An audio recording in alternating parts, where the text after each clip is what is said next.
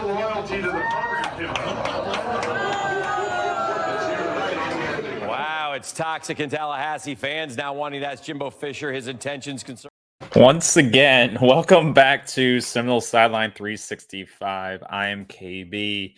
And I said last week before the SMU game that if we came out 1-4, that you were going to see that level of displeasure with the fan base or getting close to that point. And I think we've reached that point coming off a 42-16 loss in Dallas against SMU. But before we get into that, thank you for coming back. I am KB. Welcome to that Seminoles Sideline 365. The old man is still not back from his overseas trip. So you're left with me for now, but he should be back hopefully by our next show next week or this weekend for the Clemson game. So stay tuned for that. And I'm sure he'll have a ton to say to you all since he's been gone for so long. And I know he's been keeping up, obviously, with all the games and stuff. So I'm sure he'll have a lot to say to you all. And you know he can talk. But I think that clip lives in Florida State lore. Is kind of where we are at this point. From what I'm hearing, what I saw on Twitter is that as Norvell was leaving the field, people are yelling at him, "We want a refund." And I kind of don't blame people right now, right? That was an embarrassing effort to close out that football game, and we're going to get into that. I'm going to play some of the the highlights and go through them with you all and kind of give my thoughts. And obviously, as we go through it here on Tuesday night, I wanted to sometime. I was actually gone this past weekend. I was at one of my best friend's wedding. So luckily I had a great weekend. I didn't have to watch the game. I was kind of checking the score on my phone, but honestly, I was having a great time with my best friend and friends. And so I didn't have this affect me until Sunday. And then kind of could watch it and live it again. But at this point, I'm not really sad anymore. I'm just disgusted with this team, with this coaching staff, with the efforts, the performances, and just what has now become the new standard at Florida State for the 2024 season. I think, like many of you are, you're not surprised at this point. We expect this now from week to week for them to lose and to lose badly and not be able to score the ball. And it's sad that we now expect that to happen. So we'll get into that. Also, Florida State had a big decommitment from their recruiting, their upcoming class, a 4-star. We'll get into that. And I think that's going to be a trend here. There's a lot's going to unravel here. And this is why, early in the season, we weren't doing a lot of shows in the summer and July and June and covering recruiting, because I always say I don't give a shit about summer recruiting because it doesn't matter. It's all hype. Summer recruiting is hype and potentially, you could say momentum heading into the season, but it doesn't mean anything. If you don't show results on the field, there's a higher than likelihood chance that those kids are not going to stick with you. Because you think a bunch of 5-star kids are going to stick with a team that's 1-4, 1-7, potentially 1-11 at the end of the season? No, they're not. So I didn't give a shit if Florida State signed 15 5-star guys or had the top 10 class heading into the fall, and they were hot in the offseason, because I knew it didn't matter if this team didn't perform on the field. Because what kid's going to see the on-field product and say, I want to go play for that team? Especially in the age of NIL, especially in the age of transfer portal, I wouldn't have confidence in the staff to utilize my talents. I wouldn't have confidence in the staff to get the most out of me from what I've just seen the last 5 weeks. And that's why with all these pay sites that Florida State offers you, and they hype up all these new recruits who are on board, and Florida State's got all the momentum and recruiting, all we've heard all off season, all this summer. Now look where we are. Now the class is starting to fall apart. And now what will they say? Now what are we saying now? So we'll get into that, but I think this is more of what's to come. The bigger question will be, what will this class look like? Who will stick with it? How will they salvage it? And unfortunately, we're going to have to hit the transfer portal even harder probably this offseason. And it's going to be, how are you going to allocate those NIL dollars and stuff like that? So that's going to be a much larger conversation as we get to the end of the season. But this team is going to look, I believe, very much different than it looks today. And I think that's a good thing. but it's also a scary thing because it could get worse. It could somehow get worse. I don't see. It doesn't seem like it could get much worse, but it potentially could, because this could be an effect that doesn't just affect you the next season. This could be a 2 to 3 year effect potentially. So we'll get into that. But let's go ahead and let's look at some of the stats here from the past weekend. Obviously, let me fix myself here. What I'll say is that Florida State, for the first half, I thought played pretty well defensively. Obviously, SMU can put up some points. They've played BYU, blew out TCU, or not didn't. Well, they did blow up TCU. Their defense didn't show up in that game, but they hung 60 plus points on TCU. BYU tough. So I knew they could put up points, and especially with this new quarterback, in Jennings, I knew the offense, they're kind of changing up their offense. And that's what we talked about in the preview show.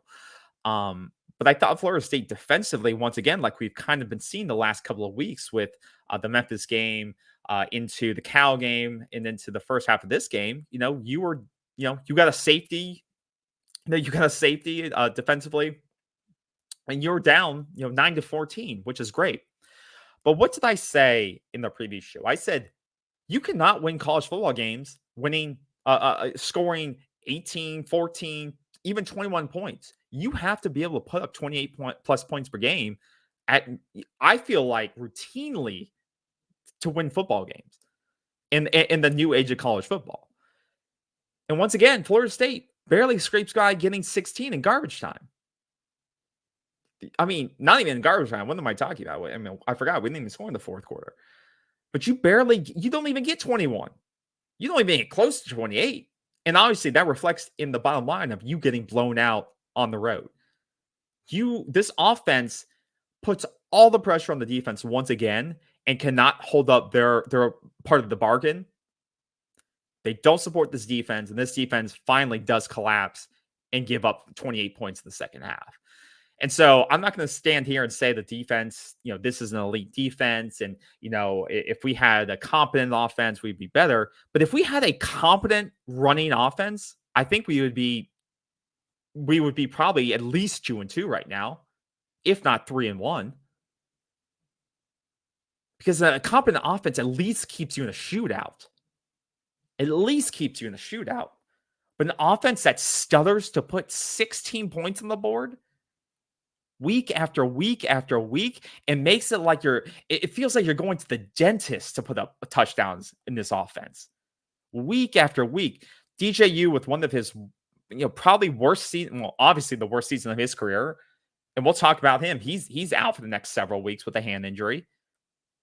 And kudos to him. If I don't know at what point in the game he had that hand injury, but if Norvell kept him out there for the majority of that game before putting Brock in when it was basically done for.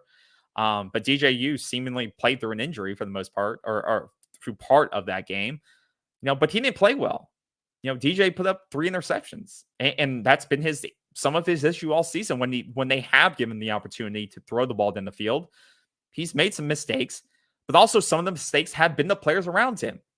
And what did we talk about? We said players also around him have to step up. We needed the offensive line to step up in running and passing scenarios and create running lanes for the running backs and create pockets for the quarterback. We needed offensive specialists. We needed our tight ends to step up and Morlock not be more drops, which he was, which led to an interception.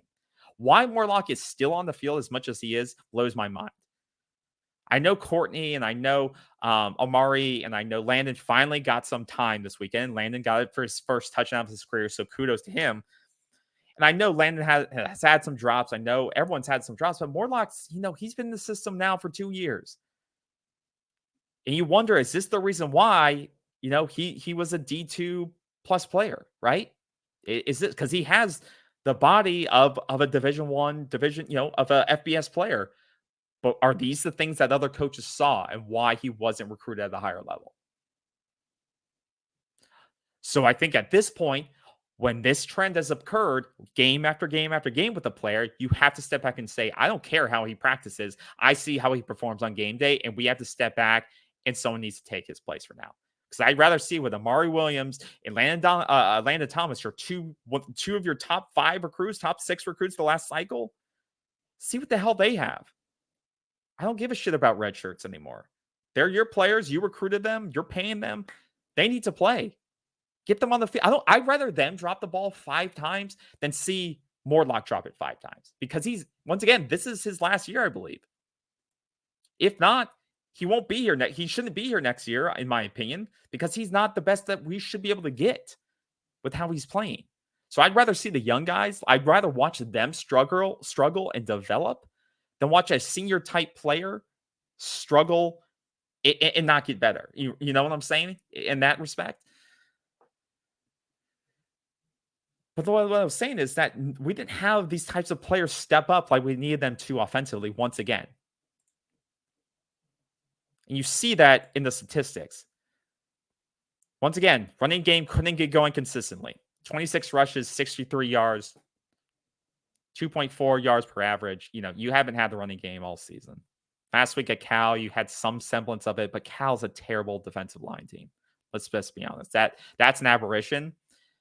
And you're going into the start of your toughest part of your season. And this is what you're going to see the rest of the season. This offensive line has not been able to help establish the run. And you can't say, well, it's because we don't have the running backs, I have every ounce of me believes that if Lawrence Toafili had an average plus to decent line in front of him, he would be able to run for 100 yards on 20 plus carries. But it's a mixture of we can't get explosive plays from him early because of this line. And our offense gets so behind, so in the hole because there aren't scoring points. And eventually the defense breaks, is that then you're forced to pass 30 times per game with DJ. And then DJ turns it over. He had a 13 QBR. The offense is not helping themselves because they're not able to find any type of balance on the field. And once again, Ja'Kai Douglas is your leading receiver with 2 receptions for 61 yards. Once again, you have not found anyone outside of Douglas who step up on that offense in receiving the football. Hakeem Williams on the field a lot, not making an impact. Lake Benson on the field, not making an impact. And I don't know if it's a chicken or the egg problem. Is it GJ causing the issues? Is it them causing the issues? Because once again, we don't have this wide angle scope for the most part that shows, are the receivers not getting open? Are they running the wrong routes? So I have to say for the most part, it's got to be 50-50, right? I can't imagine guys being on the field for that long and not making a play through 5 games, right? The only guy I see routinely somewhat making plays is Ja'Kai Douglas. He gets open. He's finding a way to get open. Why aren't the rest of the guys on this team finding a way to get open? Unless DJ is clearly missing him, and we have seen him miss people, without a doubt. I'm not going to say no to that. But there has to be other guys. We got to find a way to get balls in the hands of the other guys on this team. Because I honestly would not expect to see Hakeem Williams here next year, which I don't know if that's a huge loss or not, because I don't even know what he is at this point. Hugely hyped receiver, by recruiting sites as well as our own football sites, our paid football sites, Word Channel, all of them. The guy hasn't done anything while he's been here in 2 years. Yeah. So maybe this upcoming quarterback change will change that. I hope he's still locked in and we can see what he has. But if things continue the way things are going, I would not expect to see him here next year. Once again, we're talking about change. There's going to be a lot of changes on this football team if this offense keeps struggling like it is. But I can't recall a Florida State offense feeling this painful to operate. Since maybe the Tommy Bowden era. People compare it to Willie Taggart. Willie Taggart's teams felt, we lost, but it felt like you had decent offensive coordinators. But it didn't feel this painful from what I recall. I think this is pre-Jimbo, Tommy Bowden type era stuff. There's just no balance. There's no rhythm. And you saw some of it. Let's pull up, the highlight tape here from on YouTube, which, these are nice from the ACC network, right? Consistent defensive line play and linebacker play. Right here, defensive line, the offensive line just totally moves Florida State. Look at the gap. Look at Patrick Payne 11 and the way he just gets totally moved out of the way, all the way back basically to behind the first down line. And he's just totally taken out of play. The running backs here, Patrick Payne's been moved all the way back here. Running back has time then to run through that gaping hole. Has been the most consistent player of any defensive lineman or edge player all year, but he can't do it alone. You need to have multiple guys on that line who can play off of each other, because stuff like this has been killing Florida State all season. Look at that. That offensive line just moves Florida State where they want them. Running back makes the wrong angle at first, cuts back early in the game because the defense sort of has to, they sort of have to, they're still trying to figure out run, pass, all the options. They have to, what am I trying to say? They have to respect all assets, all phases of your offensive game plan, because they haven't firmly established. They've shut down the run, they shut down whatever. So they're still respecting the RPO game. And in this case, DJ makes the correct call, doesn't hand it off, finds a receiver. Kentron makes a great cut. Often in the ball games, in the first drive of the game or first couple of drives of the game, is because they're respecting that handoff. They're respecting potential of the quarterback rushing with it. But once you're 3, 4, 5, 6 drives in the game and they see that this offensive line isn't able to create a push, and these running backs aren't able to, get multiple yards per carry, then the RPO game doesn't work anymore. They don't respect your ability to run the football. In fact, they start to, cheat up on you and they press your receivers, right? And so that's why that play style doesn't work. Hasn't worked most of the time for Florida State deep in the games. Now this, once again, this is just a bad decision by, once again, it's a trick play. So obviously they're faking the run, a flea flicker. But the reason that the defense, one reason I think this works so in favor of SMU is because I believe those defensive backs are looking more in the backfield because Florida State is struggling to stop the run. So those defensive backs are cheating up closer and closer and closer because SMU is honestly, they know that this Florida State defense has struggled at times to stop the run and stop the big run. So those defensive backs are creeping up, and that's where SMU know they could exploit that cheat up and throw a big play like that, and they did it perfectly. So, you saw it on the last pressure in the sack, but too often this has happened during the course of the season. And you can call it third and fuller, which many people do, but giving up big plays on 3rd and 10 plus.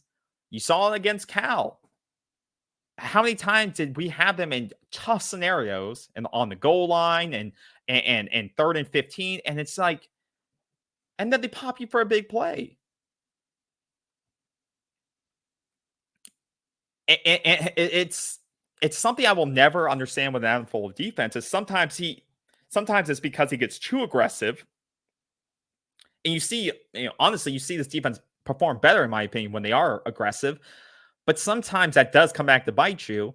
And oftentimes it does, especially on downs like this, when you need to be sort of more conservative. But more times than not, Florida State isn't able to get the pressure they need without blitzing or without applying multiple men to the box or on the edge to pressure. And that's the issue. Is once again, this defense is lacking multiple playmakers on that line who can bring pressure without bringing extra bodies, in my opinion.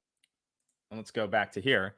DJ's not, this RPO or scramble out doesn't work well with the heaviest quarterback in college football. Like this never had a shot. This never had a shot. Honestly, Jordan Travis still probably has a 50-50 shot of working because of Jordan Travis's just playmaking ability and his ability to be elusive. But this play was dead from the very beginning. That play was dead from the very beginning because the heaviest quarterback in the league in college football is not going to juke this linebacker. Butterfingers it. And I think up until that point, it was a great right decision by DJ. Throws it to the right spot. Look how open, decent protection right here. Gets the ball off. Sees Morlock. Morlock's wide open off the line. That's an easy 14 yards, first down. And probably if he catches it in stride, he's going another 10, 15. Maybe 5 or 15, maybe. But once again, crucial mistake in your own side of the field. It wasn't like this, and this is the turning point in the game, in my opinion, right? That I think we would all agree with that. These are the type of mistakes that have cost this team over and over and over. And I would say this sums up the offense as a whole this season. That play right there. Players not making plays. Not just Morlock, but everybody. Players not making plays. And yeah, because the offense was getting in a little bit of a rhythm there. That hustle to fight through your man and go for more yards. That's the only thing you can really look at moving forward.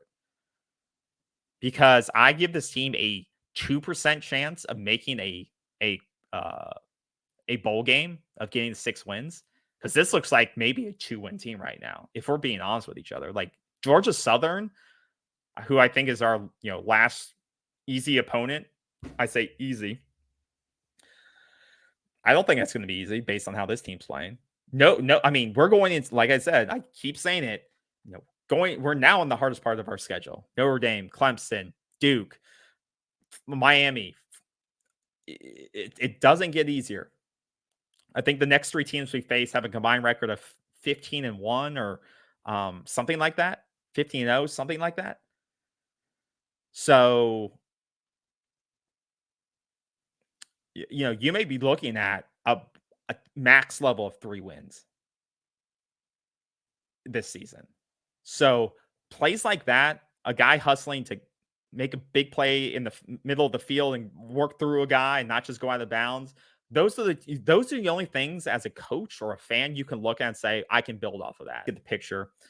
But yeah, that's what that is. So that's what needs to be done moving forward. And that's what will be done, because as you guys know, and you've probably heard already, that's my wrap up. I'll wrap up the SMU game there. We had a chance to win that game. I wouldn't say it was a blowout until the fourth quarter, or really after the Morlock turnover, but Florida State has chances to win that game. I thought the offense looked okay in the first half. Once again, 9 points is not good enough. You've got to finish drives. You've got to get touchdowns. And they had 1 touchdown in the safety that was just, a snap over the guy's head in the first half. You got to get more than that in the first half to be competitive in the ACC, and especially in this next stretch of games. But, things I liked is that I liked some of the play calling, but that's only going to be possible if you have balance on your offense. You can't RPO with a quarterback that can barely move. You can't RPO when you don't have a run game. You can't RPO when you don't have guys that are able, to consistently get open or catch the ball. That's what it is. But with that, we do learn that there is going to be a quarterback change. So, like I mentioned before, and you guys obviously know, Florida State, DJU suffered a injury to his hand on Saturday at some point in the game, and played through that. And Brock did get some time in the game. I think he was 0 for 8 or something like that. Once again, I don't care about what his statistics were then. But what I do care about is that I care about the timing of this. I care about the timing of this because, as I discussed in our preview show, why is it that one, do you think this is because is this really because of the injury? Would Mike Norvell be continuing with DJ if there was no injury? And 2, if Mike Norvell really cares about, if he really cares about development of quarterbacks, why does he continue to put his backup or his quarterback heir apparent? Because we know DJU ain't coming back next year. So his heir apparent in the worst possible development situations. Brock has been thrust in, and I said this. I said, if you really cared about seeing what you had in your next quarterback and setting him up for success, you would have started him a couple of weeks ago against Cal, against a lower tier opponent where he could have figured it out at home and got used to the game again and got acclimated and moved forward from there. But no, you waited until after, or until, once again, until DJ was hurt, the game was a blowout, threw him in against SMU, and once again, he leaves the field a loser in the blowout on the road. And now he's slated to start at home against Clemson that wants to blow you out for last year's loss. I mean, this is a Clemson team who the last couple of weeks has been blowing the crap out of people, and they can smell blood in the water. And so lucky Brock, he gets to play against Clemson. He gets to play against Duke, who's undefeated, and that'll be I believe a Friday night game in Durham. And then he gets to go to then at Miami, who's going to also want to blow you out. Lucky guy, right? Just lucky Luke gets to Brock. He gets to face 2 top 15 opponents in 3 weeks. Thanks, Mike. Thanks for throwing me into that. Appreciate it. Hopefully, with the checked out football team, thanks a lot. That should help his development. Like, this is the stuff I don't understand.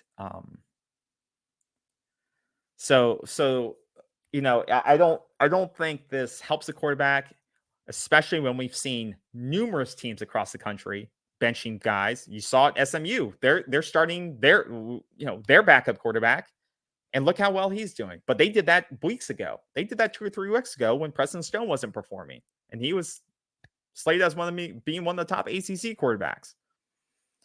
But for some reason, Mike held out until now, until the injury occurred, when the season was already over.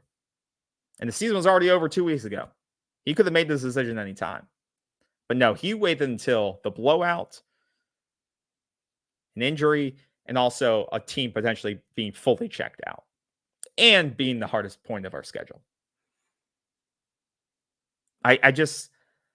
And how do you think that makes the kid feel when it says, "Oh, sorry, yeah, you're our only option again. I only come to you, Brock, when we have an injured quarterback. I didn't believe in you until DJ broke his hand, essentially."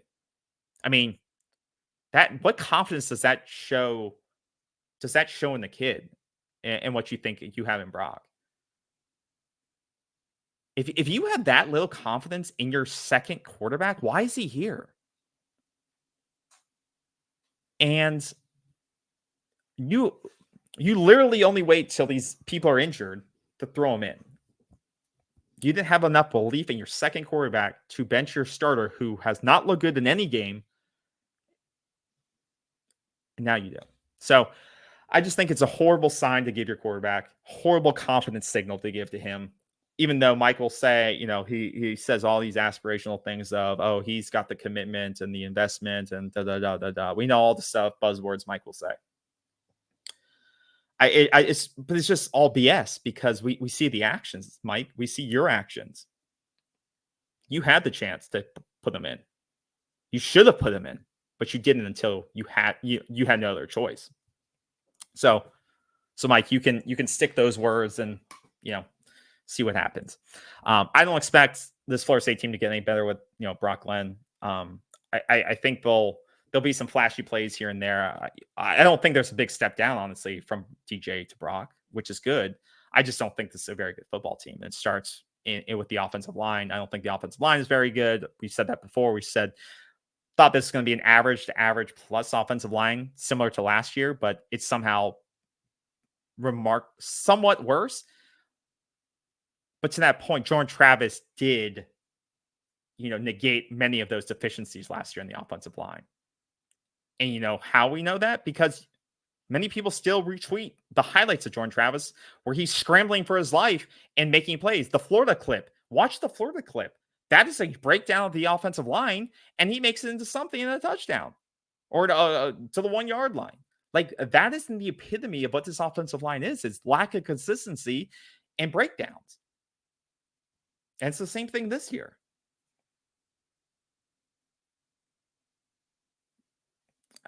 It's just, but somehow it's even worse because no one respects the pass game for Florida State. And that leads to, I think, struggles on the running game. There's just nobody respects this team to do anything at this point. And so you can't get any balance going at all. And it's sad. It's really, really sad. And so, and also it seems like you're maybe losing some investment from the players now. So that doesn't help either. So, but I give my best to Brock. I hope it's an open competition. I don't think any quarterback, Brock, Luke, or Trevor Jackson, I think all of them should have a chance to compete. And at this point, once again, you have nothing to lose. Your whole goal is to see what you have and say, if we're able to, see what even if he makes a mistake, even if he makes a bad throw or da-da-da, but if you see which guy flashes the most and say, well, damn, what if we were able to get 2 more offensive linemen or a 1,000-yard receiver from X school, an FCS or an experienced receiver around him. Look, imagine what he could do. I just want to see those flashes. I want to see some guy that shows me that potential.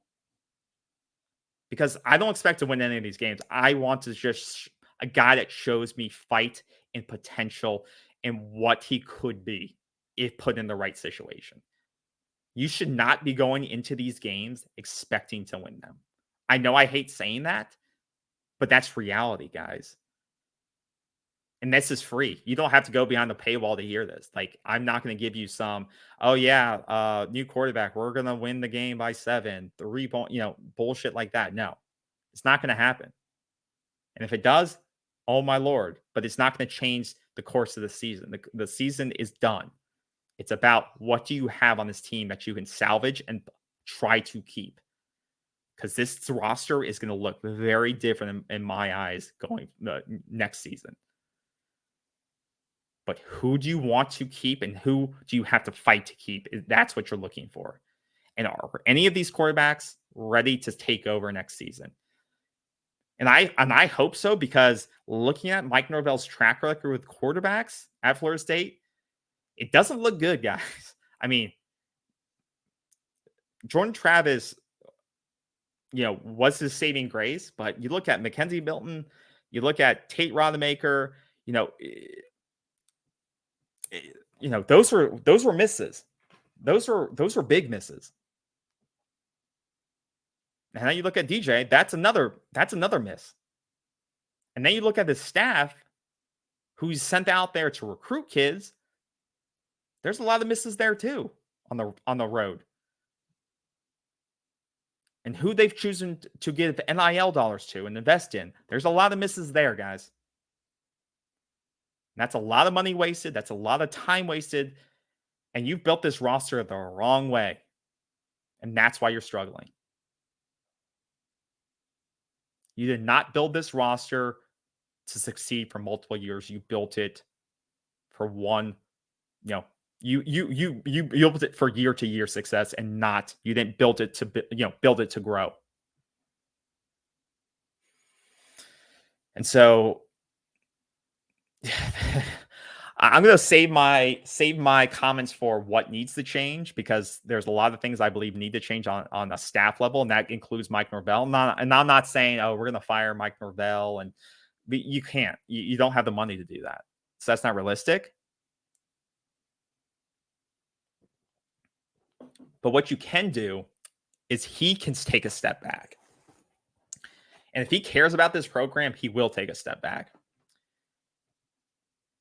And I don't mean that means he resigns and some BS like that, because you guys, we know that's not. And people are analyzing, look at the Mike Norvell from this year to last year. Did he lose it? Da, da, da. Maybe he did lose some of his fire. And when they, when we got shafted from the playoffs, I believe some of that. But you know what can help with that? and help him manage the team better is hiring a damn offensive coordinator. He needs to become more of a game manager and see the whole picture versus being in a playbook. Because I think he's lost that. I think he tries to do too much and it ends up hurting the team. And Alex Atkins is not an offensive coordinator despite his title. I don't even think he's an offensive line coach despite his title from the results I'm seeing. Or at least not at this level. So that would be one of my big hires, is get a guy in here who can run the damn offense and recruit and set up a recruiting staff for this offense that you want to run, Mike. You need to take a step back and say, this is what I want to run, and I'm going to find the guy that can run it and that I trust, and let them do it. You know who's a huge example of that?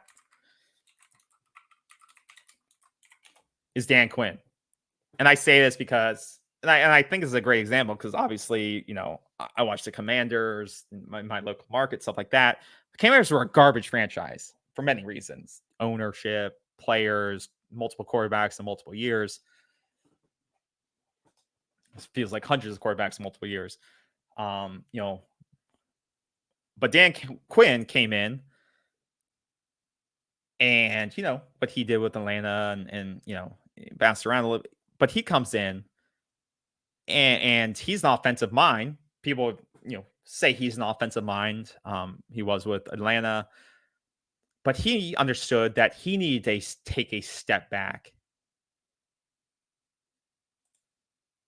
and see more of the big picture and not be so entrenched in the offensive game plan and not be so engrossed in it. And he brought in another coach, a very offensive-minded coach who had morphed and transformed in Cliff Kingsbury. And then what did they do? They drafted what they saw as one of the best quarterbacks in the league in Jaden Daniels. Got some weapons around him. And they're ripping up the league. And now, I'm not saying it's going to be that easy for Florida State, but I think the ability for a coach to transform and change is essential for success. Mike Norvell has to look at himself and look at this organization at Florida State and say, what did I do wrong and how can I make it right? And and a lot of that has to do, frankly, with the staff and how it's structured and what he's doing.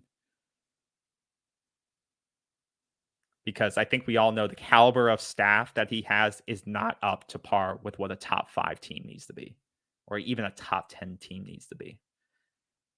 And so he needs to cut the loyalty BS and cut the I trust in the guys, and he needs to step back, let someone control the offense and recruit that, and he needs to be more on top of those guys.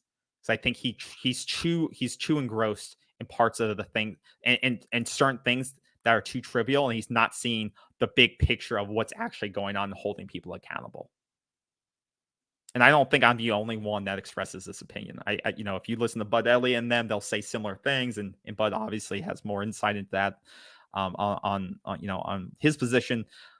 But I think that's something he also shares the opinion with as well, is that there needs to be greater accountability in the Florida State organization in terms of football standards, recruiting standards, where money is going and where it's being invested. And I think Norvell can do that by taking that step back and giving that role over to somebody else and actually acting as the head coach of the organization, not trying to do multiple things. So that's my opinion on that. And that also does mean firing many people on the staff and replacing them with better talent. But that takes money. That takes searching. That takes buy-in. You know, you have to convince other people to come to this dumpster fire as it is right now as well. So,